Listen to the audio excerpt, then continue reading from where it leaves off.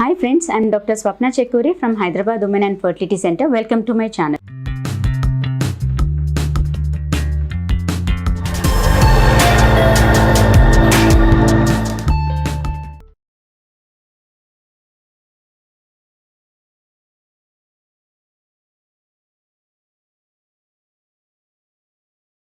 చాలా మంది అడుగుతుంటారు, అంటే ఎప్పుడు పడితే అప్పుడు తినొచ్చా, ఎలాంటి అంటే ఏ టైప్ ఆఫ్ బనానాస్ తీసుకోవాలి అనేది కూడా అడుగుతారు. అరటిపండు మనకు పొద్దున్నే పరిగెట్టున తీసుకోవద్దంటాము.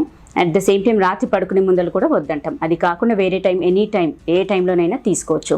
అండ్ యూజువల్గా 1 to 2 per day తీసుకోమంటాం. ఎస్పెషలీ బ్యాక్ ఏక్ కానీ పిక్కలు పట్టేయడము, నిద్రలో తిమ్మిర్లు పడుతున్నాయి అన్న వాళ్ళకు 2 per day తీసుకోమంటాం. అంటే 2 అరటిపండ్లు తీసుకోమంటాం. అండ్ ప్రికాషన్స్ అంటే కొన్ని జాగ్రత్తలు తీసుకోవాలి. ఒకటి ఏంటంటే మరీ ఖచ్చిగా అంటే పండని అరటికాయ అట్లాంటిది తీసుకోకూడదు, డైజెషన్ అవ్వదు. మరీ ఎక్కువగా పండిపోయి బ్లాక్గా అయిపోయి డిస్కలరేషన్ అట్లా అయినవి కూడా తీసుకోకపోవడం బెటర్. సో ఫ్రెష్గా పండిన అరటి పండ్లను తీసుకోవడం బెటర్ ఆప్షన్. ఎందుకోసమంటే అందులో ఆ న్యూట్రియంట్ వాల్యూస్ అనేది అధిక వాల్యూస్లో ఉంటాయి. అదే మరీ ఎక్కువ పండిపోయిన దాంట్లో ఏంటంటే న్యూట్రియంట్ వాల్యూ తగ్గిపోతూ ఉంటుంది. So that's the reason. And ఇంకోటి ఏంటంటే మోస్ట్ ఇంపార్టెంట్, అరటి పండ్లు ఏంటంటే హై షుగర్స్ ఉంటాయి. సో బేసికల్లీ ఏంటంటే షుగర్స్ డౌన్ అయినప్పుడు, హైపోగ్లైసిమియా, గిడినెస్ అట్లా వచ్చినప్పుడు instant energy levels, instant sugars pickup అవ్వడానికి కూడా అరటిపండుని తీసుకోమంటాం.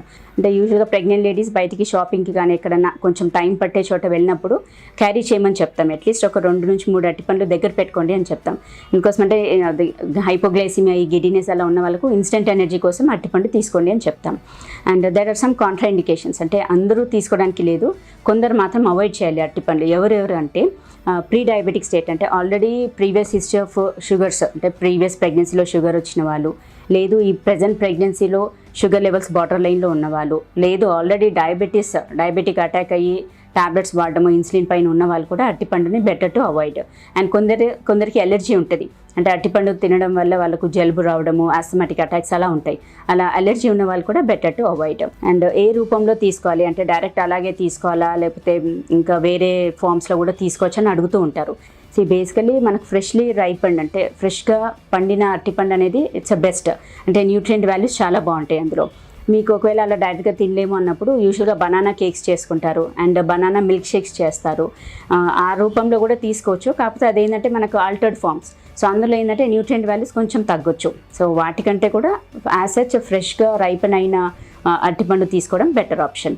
ఫ్రెండ్స్, కొంతమంది ఏంటంటే ఇప్పుడు బనానాస్లో కూడా అన్ని రకాలు వస్తున్నాయి కదా, సో అన్ని bananas equally good. And red colour banana కూడా తీసుకోవచ్చు, అది కూడా rich source of vitamin C, and అందులో కెరటిన్ అనేది ఎక్కువగా ఉంటుంది. సో కెరటినాయిడ్స్ తీసుకోవడం వల్ల ఏంటంటే మనకు బేబీ ఐసైట్ కానీ రెటినల్ డెవలప్మెంట్కి కూడా యూజ్ అవుతుంది. At the same time skin development, అంటే స్కిన్ కలర్ ఎన్హాన్స్మెంట్కి కూడా యూస్ఫుల్ ఉంటుంది. సో ఫ్రెండ్స్, ఇవాళ ఏంటంటే మనం ఈ వీడియోలో కంప్లీట్గా డిస్కస్ చేసుకున్నాం అరటిపండు గురించి. సో మైండ్లో నుంచి అపోహ అనేది తీసేసేయండి. అంటే అరటిపండు తీసుకోవడం వల్ల జలుబు అవుతుంది, బేబీకి నిమ్ము వస్తుంది, నిమోనియా వస్తుంది అన్నట్టుగా చాలామంది అనుకుంటుంటారు. బట్ అదంతా ప్యూర్లీ అపోహ అండి. And there are so many advantages with banana.